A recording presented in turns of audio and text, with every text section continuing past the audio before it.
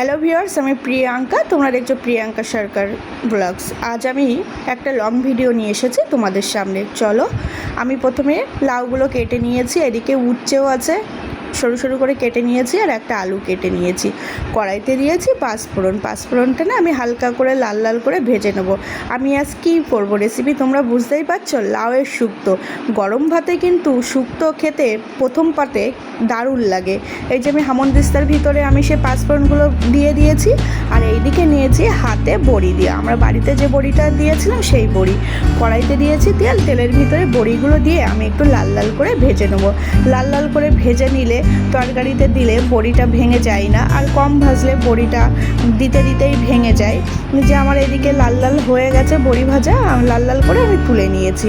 ওই তেলের ভিতরে দিয়ে দিয়েছি সেই কেটে রাখা সরু সরু করে উচ্ছেগুলো আমি ভালো করে ভেজে নেবো। বেশি কড়া করে ভেজে নিলে তিতোটা কম লাগে, আর অল্প ভাজলে বেশি তিতো লাগে। আর তার ভিতরে আমি একটু লবণ দিয়ে দিয়েছি, দিয়ে আমি উচ্ছেগুলো ভেজে নেব লাল লাল করে। বন্ধুরা, এই লাউয়ের শুক্তো খেতে কিন্তু দারুণ লাগে, আর রান্নাও করতে তেমন কোনো কষ্টই হয় না, একদম রান্নার সহজ জিনিস লাউয়ের শুক্তো। এদিকে আমার উচ্ছেগুলো ভাজা হয়ে গেছে, তুলে নিয়েছি। আর ওই তেলের ভিতরে দিয়ে দিয়েছি আমি একটা আলু নিয়েছিলাম, কেননা সবাই জানো বাঙালির প্রিয় জিনিস আলু ছাড়া বাঙালিরা চলে না। সেই জন্য আমি একটা আলু নিয়েছি, নিয়ে আলুটাকেও আমি লাল লাল করে ভেজে নেব, নিয়ে তুলে নিয়েছি। এবার কড়াইতে ছিল তেল, আমি কোনো তেল দেইনি। ওই তেলের ভিতরে একটু রাঁধুনি ফোড়ন দিয়েছি, তেজপাতা ফোড়ন দিয়েছি। রাঁধুনিটা হয়ে গেলে তার ভিতরে দিয়ে দিয়েছি কেটে রাখা লাউটা দিয়ে আমি একটু ভালো করে নেড়ে চেড়ে তার ভিতরে দিয়ে দেব আমি একটু লবণ, স্বাদ অনুযায়ী লবণটা দিয়ে আমি হালকা একটু হলুদও দিয়ে দিয়েছি, দিয়ে আমি আবার একটু কিছু সময় নেড়ে চেড়ে নেব। বন্ধুরা, এই লাউতে কিন্তু আমি কোনো জল দেব না, কারণ অনেকে লাউ সিদ্ধ করেও নেয়। আমি এখানে সিদ্ধ করব না, লাউটা আমি 5 মিনিটের জন্য ঢাকা দিয়ে রাখবো। ঢাকা দিয়ে দিলে লাউ তো এমনি জল জাতীয় জিনিস, ওখানে হচ্ছে লাউ থেকে জলটা বেরিয়ে যাবে। এদিকে আমার লাউটা সিদ্ধও হয়ে যাবে। আর লাউটা কিন্তু সিদ্ধও হয়ে গেছে, দেখো কতটা জল উঠেছে লাউর থেকে।